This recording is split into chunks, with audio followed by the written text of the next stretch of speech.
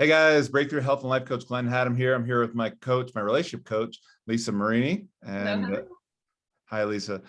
We just had a great conversation, super edgy, went into some personal stuff. I think the highlights of this conversation around relationship with oneself and relationship with others is how do you commit to setting somebody else up to win?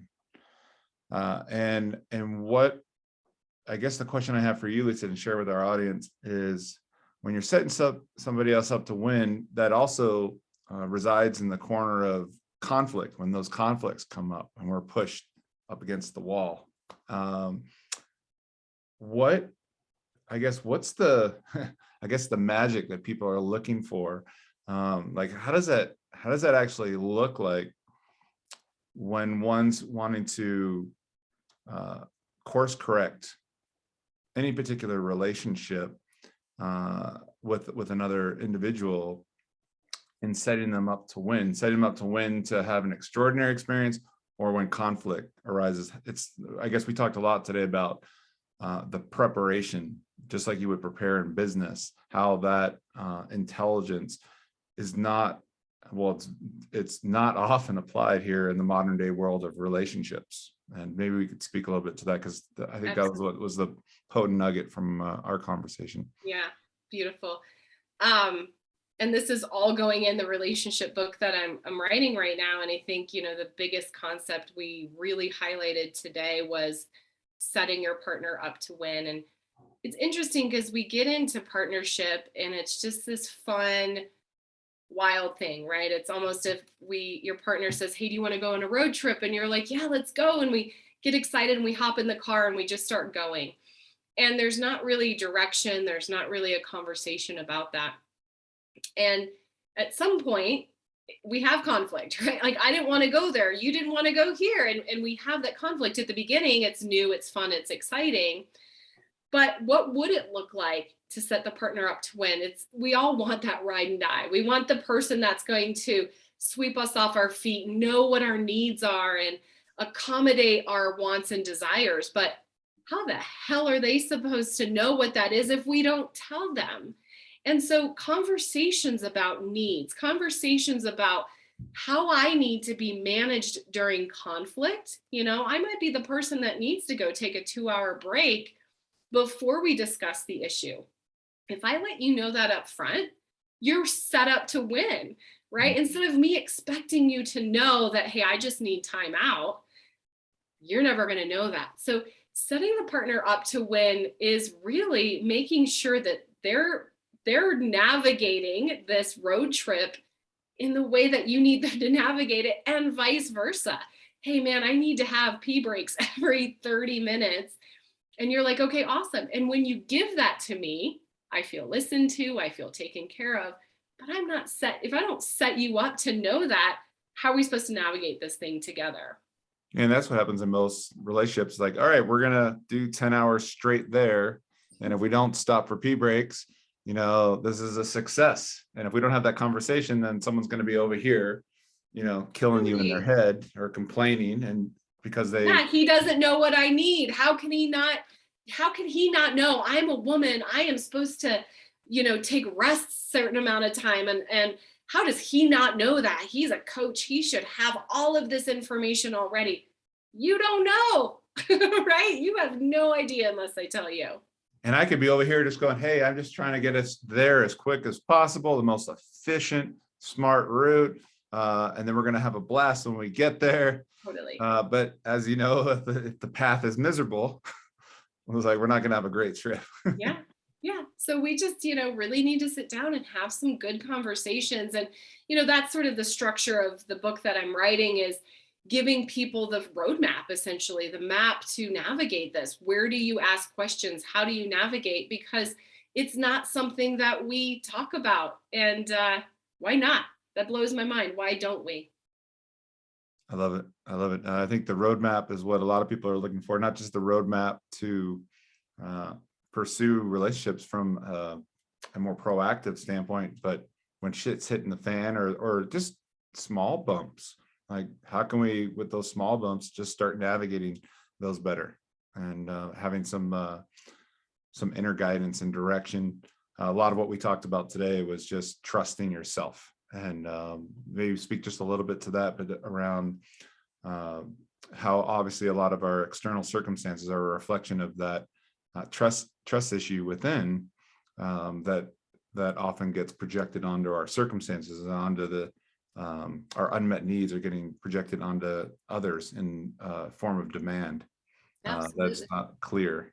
So Yeah, and just staying with the theme of the roadmap, right? We're in the car driving together, and I have a need, right? I have something that I'm like, gosh, I really need to take a break right now. And I'm not trusting myself enough to share that with you because I'm thinking, oh, he's going to get really upset that I have to stop so often. Or, I really should be listening to the country music that he's playing and because it's his thing and he really likes it, and I shouldn't complain about that. I should just suck it up. Well, by me not speaking up, I am breaching trust with myself. I am now having these alarm bells go off, and these are bigger issues, right, that happen in relationship. I'm just giving some examples to correlate to the conversation we're having. But if I don't start doing that, I'm not no longer trusting my needs to be met. I'm not setting you up, and I'm starting to self-abandon what's going on my side of things.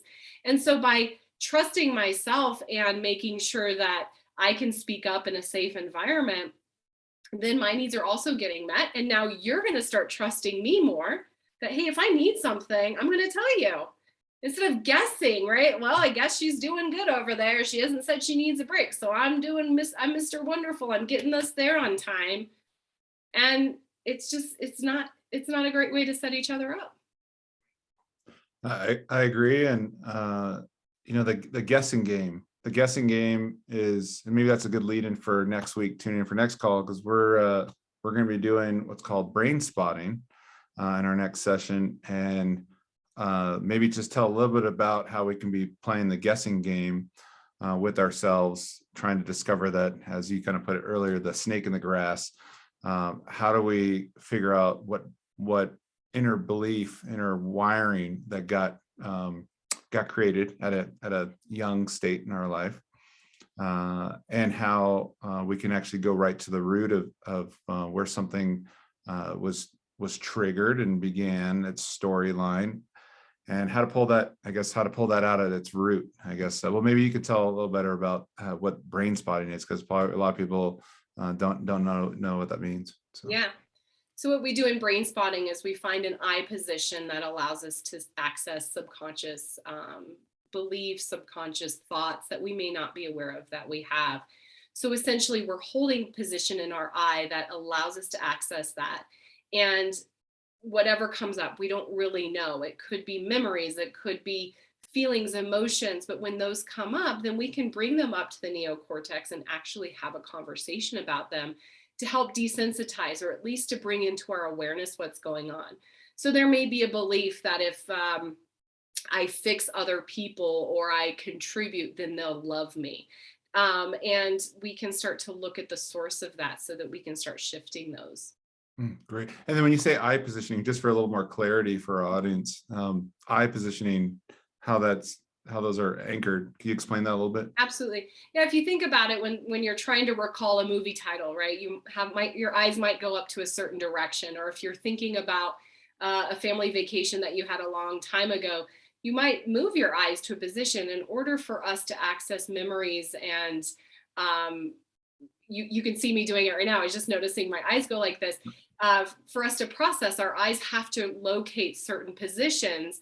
And in brain spotting, I will discover with you certain eye positions that help bring back certain emotions or belief systems. We hold that eye position then for it to be processed and brought out from the subconscious up.